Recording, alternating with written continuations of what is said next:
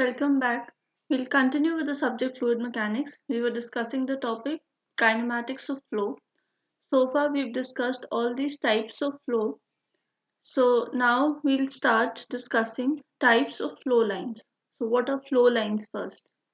Flow lines are imaginary lines drawn in the flow area depicting the motion.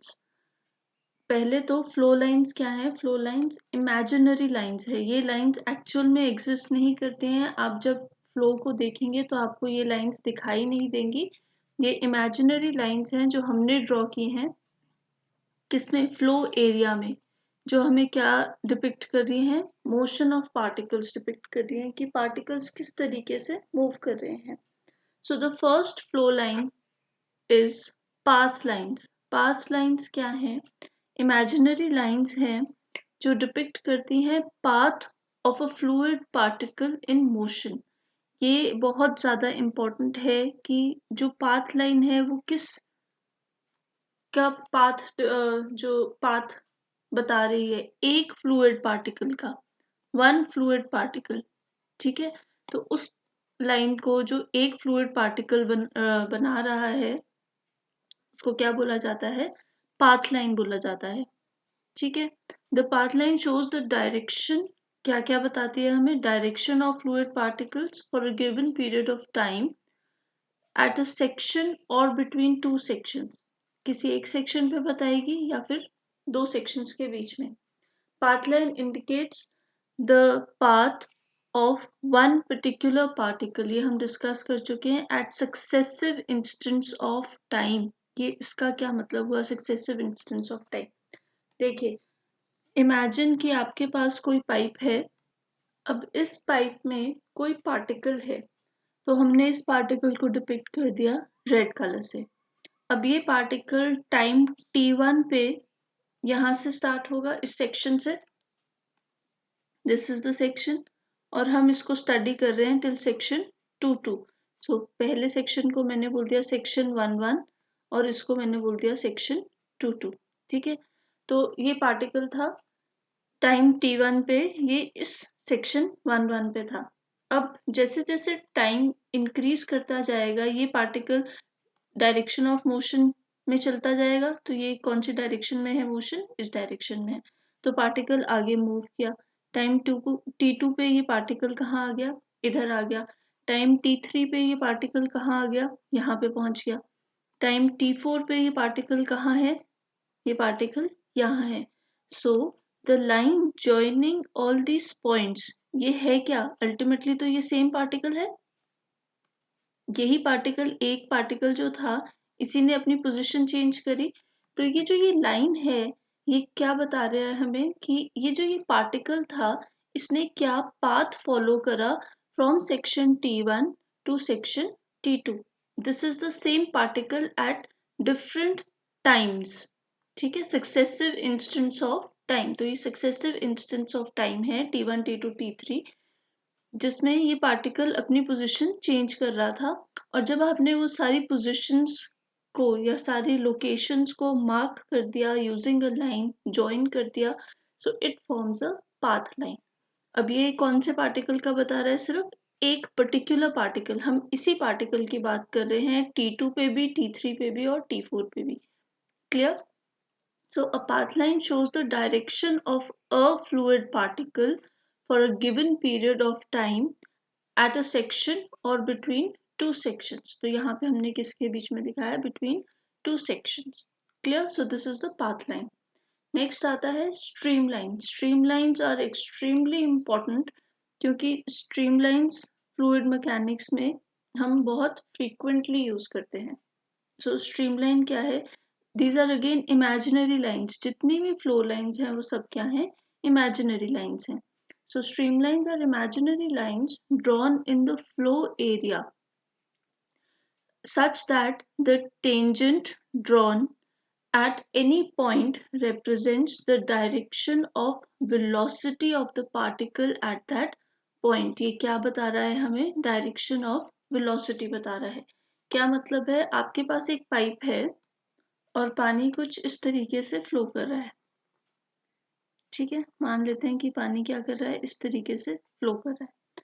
अब क्या बोल रहे हैं, वो बोल रहे हैं कि किसी भी एक पर्टिकुलर पॉइंट पे streamlines are imaginary lines drawn in the flow area such that the tangent drawn at any point, तो मैंने कौन सा पॉइंट ले लिया, मैंने ये पॉइंट ले लिया, इस पॉइंट पे अगर मैं टेंजेंट ड्रॉ करूंगी तो टेंजेंट कुछ इस तरीके से आएगा, this is my tangent T1, capital T1, this is my tangent.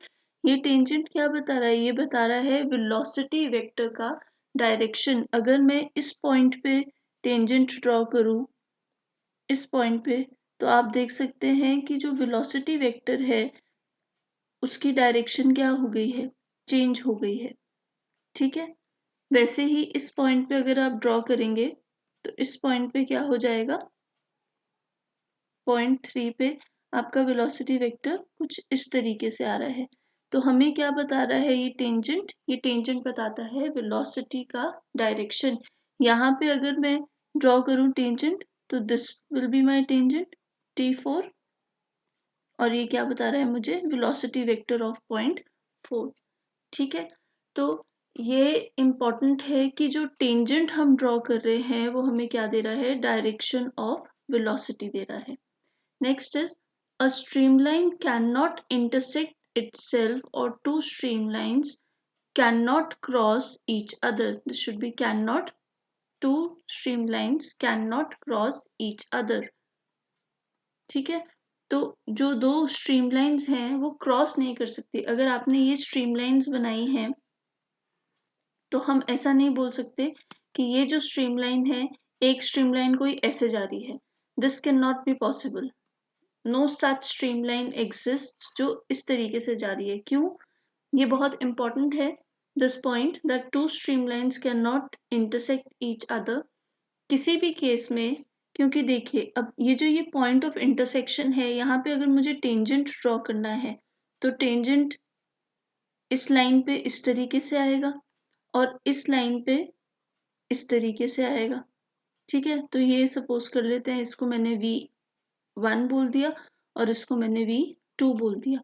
तो क्या मतलब है, इसका मतलब है कि ये जो पॉइंट A था, पॉइंट A पे जो वेलोसिटी है वो V1 भी है और V2 भी है, विच इज नॉट पॉसिबल। एक पर्टिकुलर पॉइंट पे दो डायरेक्शन में फ्लूइड नहीं जा सकता। एक पर्टिकुलर पॉइंट पे उस फ्लूइड के पास दो डायरेक्शन में वेलोसिटी नहीं हो सकती। कितनी डायरेक्शन में वेलोसिटी उसके पास अवेलेबल है, सिर्फ एक डायरेक्शन में, and velocity is a vector quantity. So अगर डायरेक्शन चेंज करता है, मैग्नीट्यूड सेम है, सपोज मैं बोलूं कि इसका मैग्नीट्यूड भी 10 है और इसका मैग्नीट्यूड भी 10 है, तो भी V1 will be different from V2, क्योंकि दोनों का डायरेक्शन क्या कर रहा है, वेरी कर रहा है। क्लियर, सो इसलिए हम बोलते हैं कि two streamlines can not intersect with each other because at a particular point एक पार्टिकल के दो डिफरेंट डायरेक्शंस में वेलोसिटी पॉसिबल नहीं है। Clear, so this can not be possible, this line can not exist. Next is a streamline indicates the direction of velocity of multiple particles. ये बहुत important है। अभी तक हमने बोला था कि स्ट्रीमलाइन जो पाथ लाइन है, पाथ लाइन कितने पार्टिकल्स का बताती थी हमें, पाथ लाइन हमें एक ही पार्टिकल का बताती थी। ठीक है, वन पार्टिकल। पर यहाँ पे जो स्ट्रीमलाइन है, स्ट्रीमलाइन क्या बता रही है, स्ट्रीमलाइन मल्टीपल पार्टिकल्स की बात कर रही है। स्ट्रीमलाइन आपको बता रही है कि एट इंस्टेंट टी, टाइम कितना है, टाइम टी है, section time equal to T पे सेक्शन 1 1 और सेक्शन 2 2 के बीच में ये हमें क्या डिपिक्ट कर रहा है कि ये लाइंस है, ये जो ब्लू लाइंस हैं, कोई भी पॉइंट अगर इस लेयर पे मूव कर रहा है तो वो कौन सा पाथ फॉलो कर रहा है, वो कहाँ पे है, वो इस लाइन पे है। ठीक है, तो इसका मतलब ये है कि एट अ पर्टिकुलर इंस्टेंट जितने भी पार्टिकल्स हैं वो इस लाइन पे प्रेजेंट है। इस लेयर के पार्टिकल्स किस पे प्रेजेंट है, इस लाइन पे प्रेजेंट है। इस लेयर के पार्टिकल्स किस पे प्रेजेंट है, इस लाइन पे प्रेजेंट है। So they are talking about multiple particles, कोई एक पार्टिकल नहीं है। पाथ लाइन के केस में हम पहले एक टाइम इंस्टेंट देखते थे, फिर नेक्स्ट टाइम इंस्टेंट देखते थे, फिर नेक्स्ट टाइम देखते थे, फिर नेक्स्ट टाइम देखते थे। इस तरीके से हम एक ही पार्टिकल को पकड़ के उसकी पूरा पाथ प्लॉट करते थे। पर यहाँ पे हम एक पर्टिकुलर टाइम इंस्टेंट पे देखते हैं कि सारे पार्टिकल्स किस किस लोकेशन पे हैं, और वो लोकेशंस आपको क्या कौन बताता है? स्ट्रीमलाइन इंडिकेट करता है। और ये स्ट्रीमलाइन क्या इंडिकेट कर रहा है आपको? अल्टीमेटली डायरेक्शन ऑफ वेलोसिटी, कि हर पॉइंट पे जो पार्टिकल है उसकी, अगर इस पॉइंट पे पार्टिकल है तो उसकी डायरेक्शन ऑफ वेलोसिटी क्या है, इस पॉइंट पे पार्टिकल है तो उसकी डायरेक्शन ऑफ वेलोसिटी क्या है, यहाँ पार्टिकल है तो उसकी डायरेक्शन ऑफ वेलोसिटी क्या है। ठीक है, so what do streamlines indicate? Streamlines indicate a flow pattern at a particular section. Flow pattern के बारे में बता रहे हैं कि वेलोसिटी कौन से डायरेक्शन में होने वाली है। Clear? So next is a stream tube. Stream tube क्या है? एक इमेजिनरी ट्यूबुलर स्पेस है। ये क्या है? एक ट्यूबुलर स्पेस है जो फॉर्म होती है मल्टीपल स्ट्रीमलाइन से। It is a tubular space formed by multiple streamlines. ठीक है, तो it is a collection of streamline. जब बहुत सारी स्ट्रीमलाइंस आपने कनेक्ट कर दी हैं, कलेक्ट कर दी हैं, तो वो क्या फॉर्म कर देती हैं? एक स्ट्रीम ट्यूब फॉर्म कर देती है। तो इसके अंदर मल्टीपल स्ट्रीमलाइंस हैं जो एग्जिस्ट कर रही हैं। All of these are streamlines. ठीक है, तो इस पूरे आउटर जो ये हमें शेप मिल रही है उसको हमने क्या बोल दिया है? स्टीम ट्यूब बोल दिया है। The shape of the steam tube changes from one instant to another because of change in the position of streamlines. अब जैसे ये सपोज कीजिए T1 टाइम पे इस तरीके का था, थोड़ी देर के बाद जो आपका पार्टिकल है या जो आपका फ्लूइड है उसने शेप चेंज कर ली, शेप या जो भी चेंज कर लिया, और वो इस तरीके से फ्लो करने लग गया। यूनिफॉर्म होगी आपकी सारी जो स्टीम ट्यूब है। ऊपर जो हमने दिखाई थी वो वेरिंग डायामीटर था, मतलब diameter was increasing towards the right. और यहाँ पे थोड़ी से इंस्टेंट के बाद T2 इंस्टेंट पे जो डायामीटर है सेक्शन 1 1 और सेक्शन 2 2 पे क्या हो गया? सेम हो गया। क्लियर? तो क्या हो रहा है? जो जैसे ही टाइम चेंज हो रहा है वैसे ही आपकी स्ट्रीमलाइंस जो हैं वो अपनी पोजीशन क्या कर सकती हैं? चेंज कर सकती है, क्योंकि एक स्ट्रीमलाइन तो आपको एक पर्टिकुलर इंस्टेंट पे वेलोसिटी की डायरेक्शन दे रही है। Example is pipes and nozzles जहाँ पे स्टीम ट्यूब बन रही है। नेक्स्ट इज स्ट्रीक लाइन और फिलामेंट लाइन। स्ट्रीक लाइन क्या होती है? A line which gives an instantaneous picture of the position of all fluid particles which have passed through common points.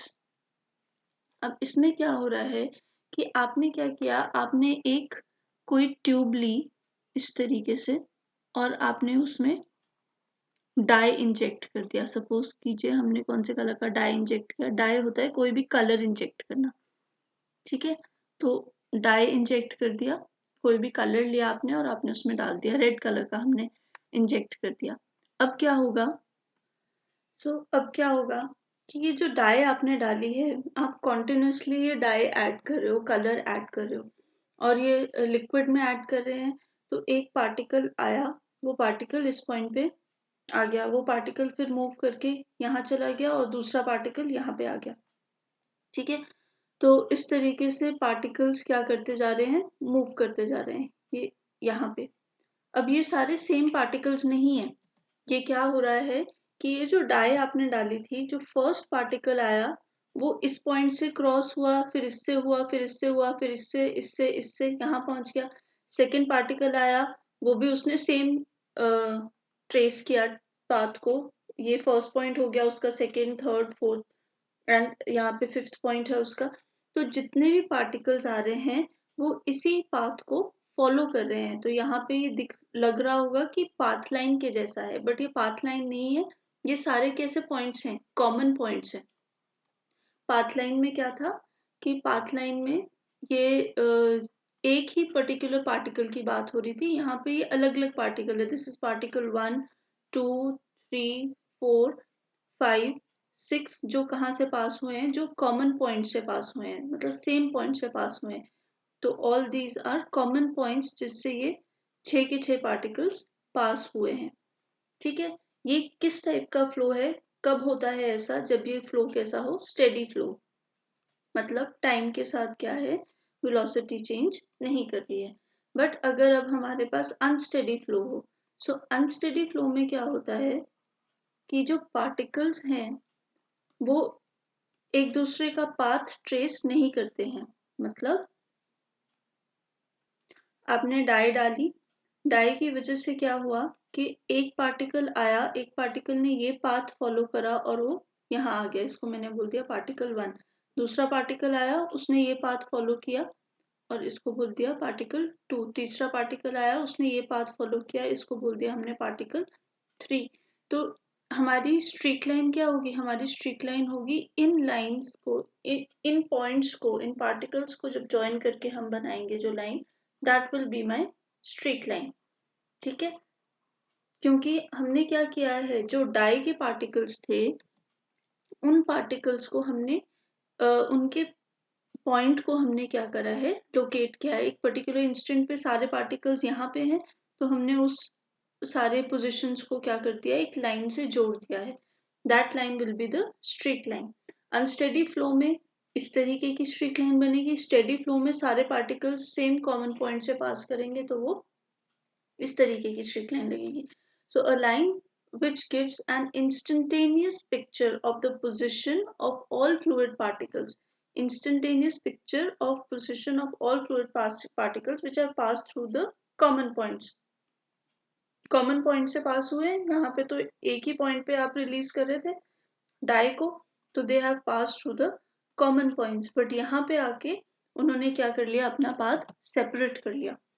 The lines produced when a colored dye is injected into the flowing fluid. आप क्या कीजिए, आप पानी लीजिए और उसमें एक कोई भी कलर, चाहे blue colour, red colour, which ever colour you like, आप उसको डाल दीजिए, पर पानी क्या होना चाहिए, बहता पानी होना चाहिए। सो यू सी कि एक लाइन दिख रही है आपको उस कलर्ड वाटर की, तो वो क्या दे रहा है आपको, एक्चुअल में वो स्ट्रीक लाइन फॉर्म कर रहा है, या फिर आप क्या बोल सकते हैं, फिलामेंट लाइन फॉर्म कर रहा है। So in today's lecture, we covered path line, stream tube, and streak line. These are used to explain the motion of the particles. इसमें सबसे important होती है हमारी stream line. This is the most important flow line which we should be well versed with. Okay, thank you.